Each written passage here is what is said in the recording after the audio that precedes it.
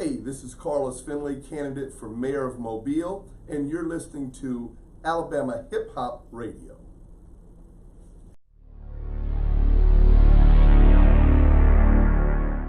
So with that said, back to the plan. For all the violence that happened, we've had, like you said, over 34 murders just this year alone. At 34. What is your direct plan to try to curb that violence?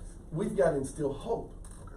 See, that's the foundational issue, is we've got people living in our city who are hopeless. Now let's talk about why they're hopeless, okay? So when this current administration came into office, the first thing that they did was cut the nonprofits. Yeah, for sure. Okay, so nonprofits serve a greater purpose than just babysitting. Yeah. Okay, many of our nonprofits will offer afternoon snacks to our children who come in after school. Yeah. Many of them will counsel children on conflict resolution, how to resolve conflict short of violence, because gun violence is violence. If you can do away with the violence, then you're going to do away with gun violence. I'm a Southern boy. Yeah. I was raised down here. A gun is a tool to me. For Okay? Sure. For sure. It's how it's used, which is the issue. Yeah. So now we're talking about our nonprofits that have been cut. We've got to adequately fund our nonprofits so that we can give our children some hope, because, this administration's been in for 7.5 years. Yes. So 7.5 years ago, all of your 13-year-olds who were going to Dearborn Y, Dumas Wesley, Boys and Girls Club, when they came in one day, that director had to tell them, sorry, we don't have the funding for that after-school snack anymore, and oh yeah, we're not going to be able to do that program that you liked, but here's a basketball, you can go bounce it. Wow. Well, listen, the kid's going to go, well, why? They said, well, City of Mobile cut our funding, we just can't afford it anymore. The message that sends to that child is, City of Mobile doesn't care about you. Yeah. They're not even going to buy you a snack after school anymore.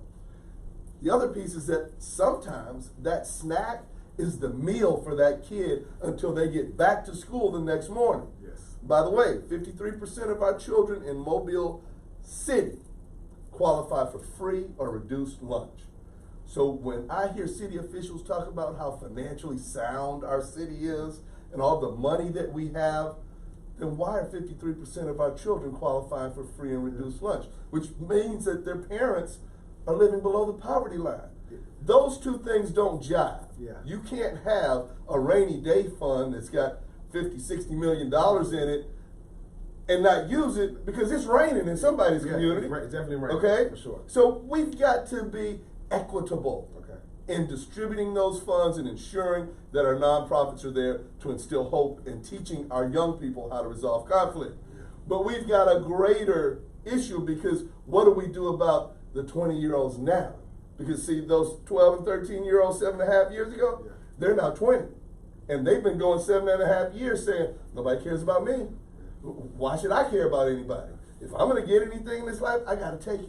I gotta get mine. However, I gotta get mine. Yeah. That's the reality of this situation. Yeah. But see, your current leadership has never been in a position like that. Yeah. There's been no one around him who has ever had to need anything No suffering. for anybody else. None. So they can't relate to that. And listen, he couldn't foresee it Yeah. because that's foreign Yeah. to him. Yeah. He's never had to consider that. He just thought people would just continue to be in line. No, they won't. All great societies have one thing in common. They fail Yeah. when they stop listening to the people. You can go back to Egypt, Rome, Greece, Germanic tribes, Great Britain. All of them fell when the people revolted.